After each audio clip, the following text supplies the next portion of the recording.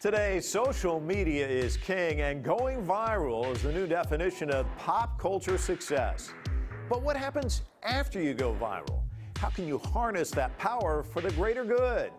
I'm Mike Walter, coming to you from the heart of New York City's vibrant Times Square. Let's take it full frame.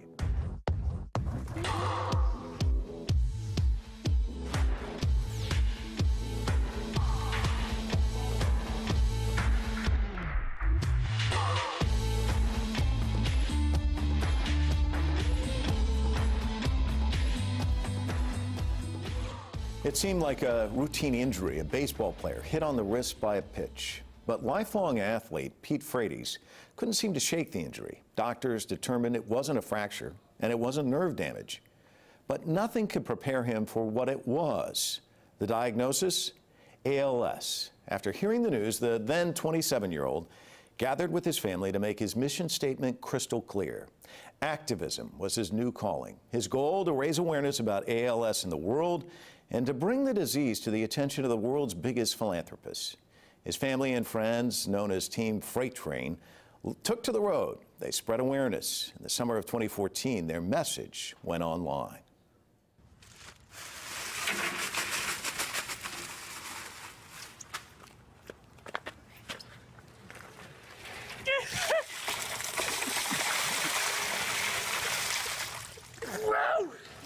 Jesus Christ!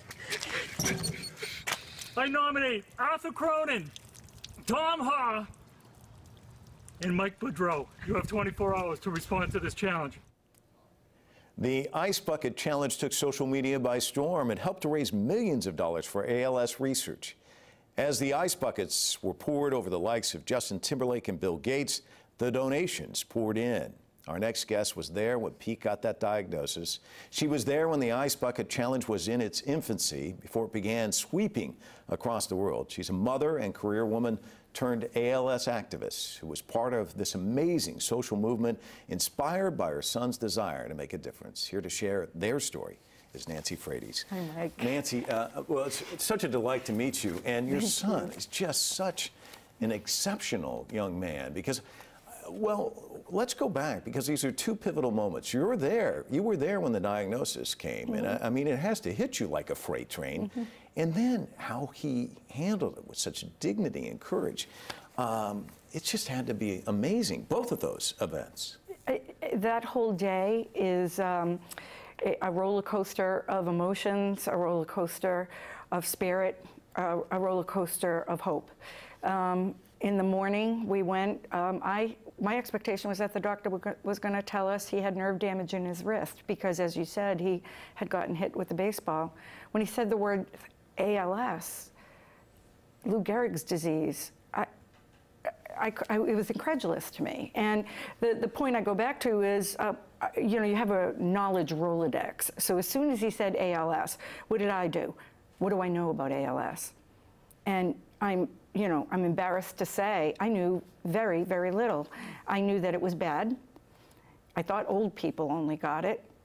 And I knew Lou Gehrig was 75 years ago. So, of course, I quickly turned to the doctor and said, all right, okay, that's all I know. What's the treatment and what's the cure? And then the second shoe dropped. And he looked at us and he said, I'm so sorry to tell you this, but there's no cure, there's no treatment, and you have a 3 to 5 year prognosis. And during that 3 to 5 years, his motor neurons will all die, which will render him not being able to move his extremities, not being able to eat on his own, to speak, and eventually not to breathe on his own. And we went home in trauma. All my children came home. We were empty nesters at the time, so all those 20-somethings came home. And that night, Pete had always been a leader. And in his darkest moment, his exact words were, there'll be no whining, strap it on, people. This is my new team, and this is what we're going to do. We're going to change the trajectory of this disease. I'm sure you never saw this tsunami that's really kind of, I mean, it's a wave that's gone all over the world initially. You couldn't have seen it. I didn't see the magnitude of it, but I knew that he could initiate a movement. I think the underlying thing, the underlying thing that really catapulted us was that we didn't try to be something we were not. We knew we could build awareness. We just knew we could. When you're business, it's a brand, whatever. And we had our greatest treasure, Pete, willing to put his journey out there. We knew if we built awareness, people would open their hearts to our story, and then they'd open their wallets. So we just kind of stayed right there. Let's just do this. Let's gather people, numbers, and that's what we did. Ice Bucket Challenge, how does it come about? Comes about, so the real story is That's the one we want. That's the one you want. In the summer of 2014, the Ice Bucket Challenge itself, people pouring their water over their heads for a cause, had been going around in different circles for different causes. And Pete had been mentoring another young ALS patient, Pat Quinn, in New York. And the two of them became great friends, both with ALS, both with wives, you know, young guys fighting this disease. Steve Gleason is down in New Orleans fighting it. He's from Seattle. There are a number of other, I call them the young guns of ALS. And they all got very close through social media, through email. They all communicated with each other, and they all said, we're not going to stand for this anymore. So they all started momentums in their own circles of supporters. So Pat Quinn, the Ice Bucket Challenge, came across in his Facebook feed one day, and he was like, oh, wow. He called Pete, and they got purposeful. And then they strategized. So when they saw it, they knew it was the vehicle. That's exactly what Pete said. He said to me, Mom, as soon as I saw it, I knew this was it. Okay, but you'd do it, and maybe the next door neighbor would do it. Right. But when it's Bill Gates and Justin Timberlake, and I mean, and the list goes on. I mean, when you started to see this thing explode, I mean, when did you recognize, oh my God, this thing is just going completely out of control? So, as I said, Pete was very strategic. So what he told us, Pete now no longer was verbal. He couldn't talk any longer. So he is on his eye gazer computer, typing away on his computer. He told us, I want you to engage with every person who posts an Ice Bucket Challenge. So I want you to like, comment, or share. Let me tell you, for a woman in her 50s, I learned more about social media in an hour than I ever did. He said, I want you to tag people of influence. So when you write a comment, if you know that they know somebody who's the head of Rotary or the head of a company, tag them in your comment. So we did that for about 3 days with our brother. You know, the computers grew, you know, as the thing started. And then I tell the story that it was 4 o'clock, like on a Sunday afternoon, that there were, you know, 8 50-year-olds in their pajamas at 4 o'clock in the afternoon going, okay, I think we're done. But the same, my hands are falling off. Yeah, we can't keep up with this. It was so constant. But at the same time, what Pete was doing is that we thought he was name dropping all those years. Well, he wasn't. He knew a lot of professional sports figures in Boston. He knew some outside of Boston. So what he did is he was writing emails to people saying, this is what's coming at you, because, you know, people of that profile tend to get a lot of things thrown at them. But he was communicating with them person to person, saying, this is what it is, this is what we're doing, please join us. So when Gregory Campbell was the first professional athlete from the Boston Bruins to do it, and what he did is he just exactly what we thought. He opened his heart to Pete's story, and he said, I'm going to do this. And then before you know it, it started in that. Then Julian Edelman got to him. Matt Ryan down in Atlanta was a classmate of Pete's at BC, so it went to him. But the Boston College community really was one of the main influences in really catapulting it. Very Your much son so. wanted to put this in front of Bill Gates. I mean, what was that like when he finally did it? That was the only time I cried.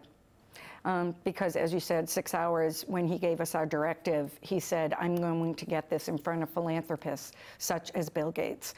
So when Bill Gates did it, it was the only one I cried. And Bill Gates didn't just go in the backyard and pour water over his head. He really thought about it and really thought about his Ice Bucket Challenge. I'm glad to give to ALS. It's a great cause, but I want to accept this challenge. I want to do it better than it's been done.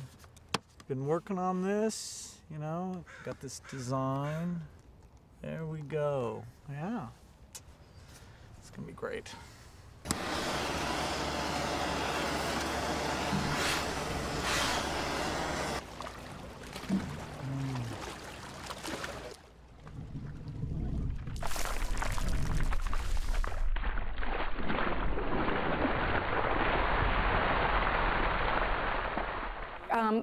Justin Timberlake was really the first real high-profile celebrity. I woke up to my phone blowing up from friends who had already been on Facebook, JT, JT, JT, and I was like, oh my God. I mean, it was really the sports industry, the sports players, that really started it going right in those first couple of days.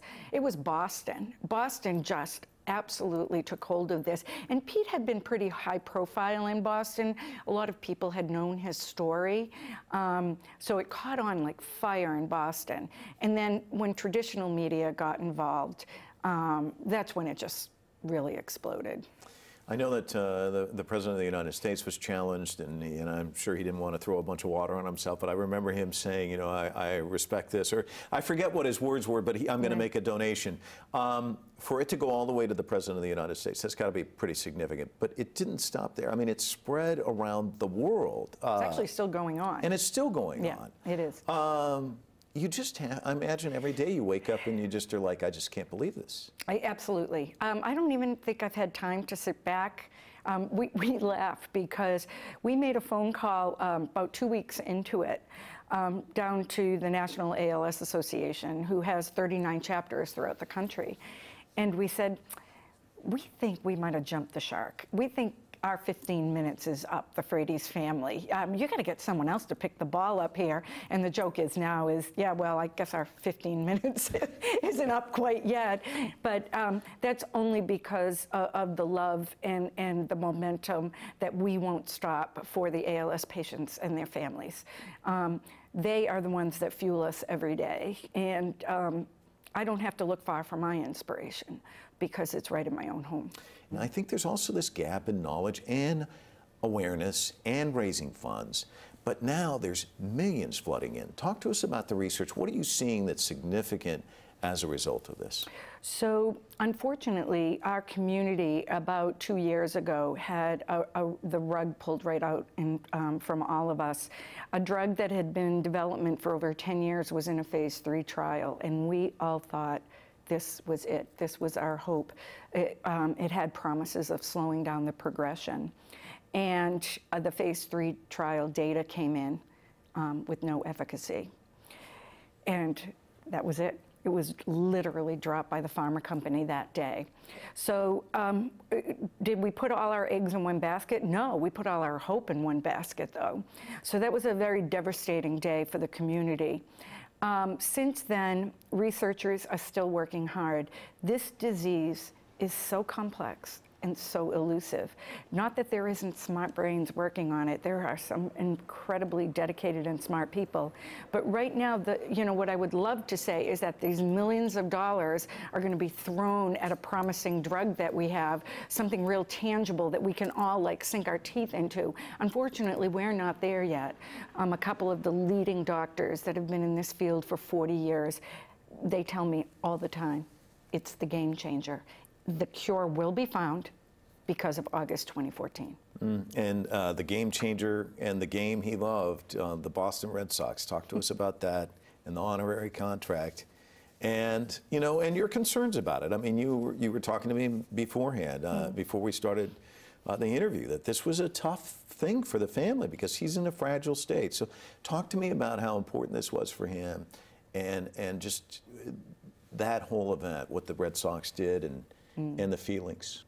Pete uses a machine to eat. He uses a machine to breathe. He uses a machine to communicate. He uses a machine to move. He uses a machine to lift himself out of bed, the caregivers to put him in a chair. So he says he's the bionic man. Unfortunately, the last time he was in the hospital, he was battling pneumonia and had to be put on a ventilator in order to breathe. And it was a long duration. So he had been in the hospital for 5 weeks and home for about the same amount of time, hadn't left the house. And the call came in from the Red Sox that they wanted him at opening day. And I was a little hesitant because he has 24-hour care now. And I just, it just takes a village to move him. So I went in and I said, Pete, the Red Sox are calling. They're so good. I said, and I don't think, I'm not so sure, is this something that we want to do? And he looked right at me and he blinked his eyes. And I know that means, oh no, Mom, we're going. And so I said, "You sure you want to go?" And he said, "Yes," and blinked his eyes. And then he started to type on his computer, and I looked at it, and he wrote one word, and it was awareness. And I looked right at him, and I said, "Okay, you amazing human, we are going to get you there, and you're going to show everybody." Because he knows, especially Red Sox fans, have followed his journey, and he wanted them to see him with the 24-hour nurse, with the caregiver, and with the ventilator.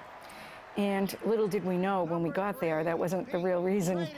It was the best reason we were there, but the Red Sox signed Pete to a lifetime honorary contract. He will make official Pete's membership forever in the family of the Boston Red Sox by signing this good player and this good man to a professional baseball contract. Pete Frates, welcome to the Boston Red Sox.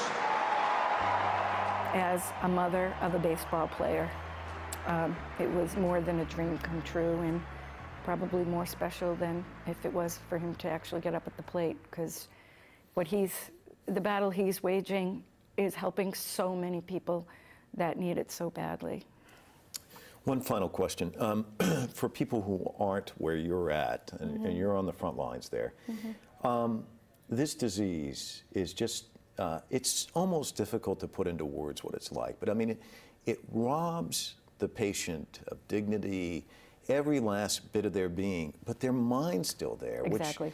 Talk to me about that part for your son, because it's got to just be brutal, and brutal for you as a mother to watch. Absolutely. He will tell you he feels he is sharper now than he was prior to the disease, because he says he's so uniquely focused on what he's thinking, because his brain isn't messed up with move my left arm or put one foot in front of the other. It's really unbelievable to see, and he has become a beacon of light and beacon of hope for a community that has waited a long time to be heard. So as he says, ALS, we're the cool disease now, no pun intended, but we're the cool disease now. So watch out, we're not going to stop.